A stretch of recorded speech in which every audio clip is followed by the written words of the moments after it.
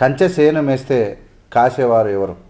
న్యాయం అందించాల్సినటువంటి న్యాయమూర్తులే అన్యాయానికి ఎగబడితే ఈ దేశం ముందుకు పోయేది ఎలా?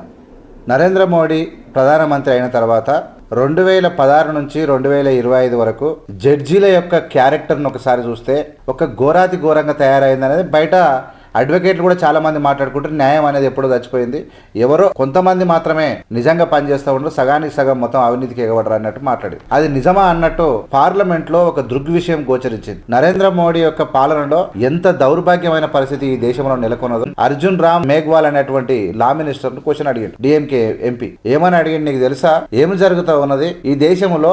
హైకోర్టు న్యాయమూర్తుల మీద, సుప్రీంకోర్టు న్యాయమూర్తుల మీద ఎన్ని కంప్లైంట్లు వచ్చింది నీకు తెలుసా? ఉంటే ఒకసారి చెప్పండి అంటే సుమారుగా డాటా బేస్డ్ అంటే ఆన్లైన్ లోనే పంపినటువంటి కాంప్లైంట్ ఎన్ని అంటే 8630 కాంప్లైంట్లు వీళ్ళ మీద వచ్చినాయంటే ఎంత దౌర్భాగ్యమైన పరిస్థితిలో జడ్జిల మీద, అవినీతి పరుడ రౌడీల మీద కాదు, జడ్జెస్ మీద వచ్చినాయి. కరప్షన్ ఒకటి, దాని తర్వాత సెక్సువల్ హరాస్మెంట్స్.